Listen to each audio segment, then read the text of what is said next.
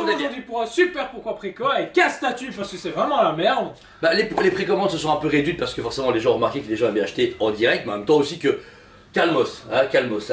Il y a des Comic Con qui vont arriver, on attend toujours le showcase de Prime One, donc je pense que c'est calme, mais après, grosse volée dans la gueule, hein. Je le sens arriver.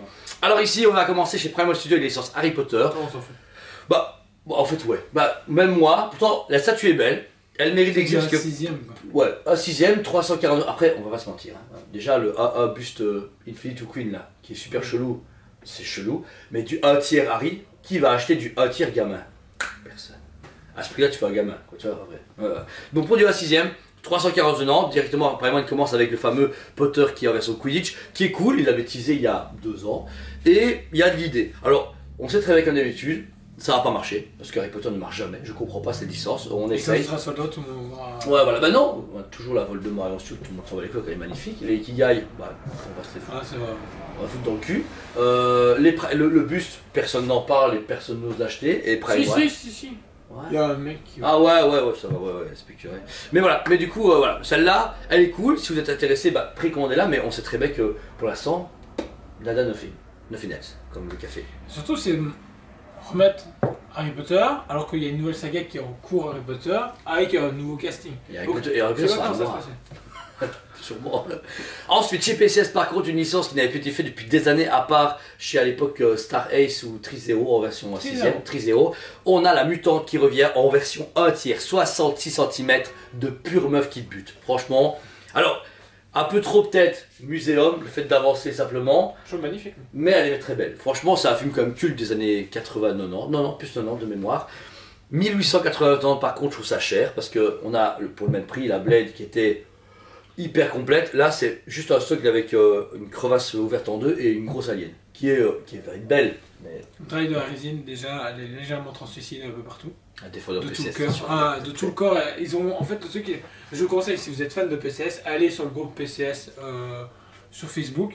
Là, en fait, il y a Antadam qui tease énormément. Il a montré en fait toute la coque de la mutante est en résine translucide. Donc tu auras ce côté alien, quoi. Ah, cool. Et ce que justement on fait pas Prime avec les aliens. C'est vrai.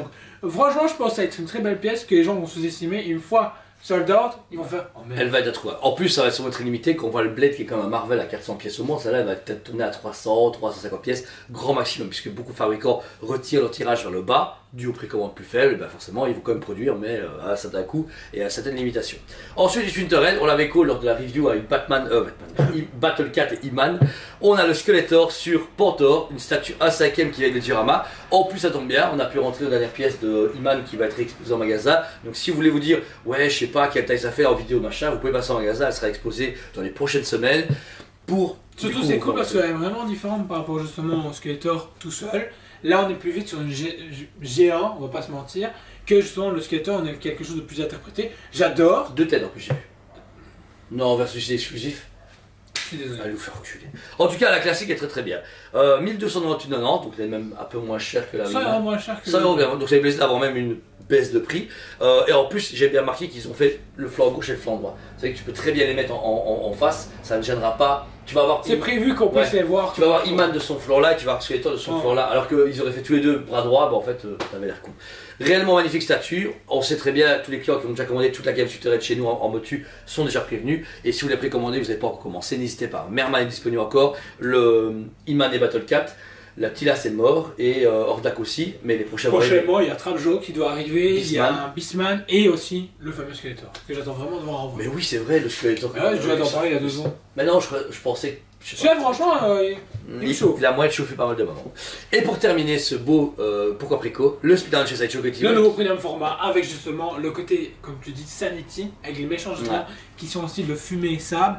J'adore énormément. Déjà, juste la pose du Spidey, on a sur quelque chose de plus Ryan Otley, donc celui qui fait Invincible ça et le dernier run, Spider-Man c'est lui, et franchement, gros kiff. C'est une très belle statue, moi personnellement, pour une fois ça me parle beaucoup moins. Lui ça lui parle énormément, on a parlé à Kevin qui me dit bah ouais, en fait il a dit sans l'arrière, en fait la statue Spider-Man est magnifique, mais cette fumée d'homme sable avec tous les méchants c'est bizarre. Ah, j'adore. Mais voilà, mais après, c'est encore une fois.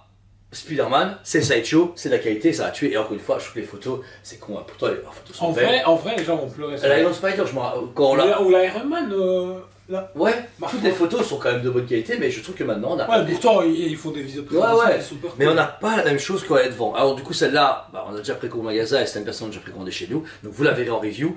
Mais si vous voulez, Sideshow, n'hésitez pas même à précommander parce qu'on a marqué qu'ils n'ont pas chipoté. Comme les gens sont un peu plus réticents, ils ont tiré au tirage de précommande. Ils chipotent plus. Poison Ivy déjà sold out, Iron Spider sold out, Iron Man presque sold out, hein, j'ai vendu via la vidéo la semaine dernière.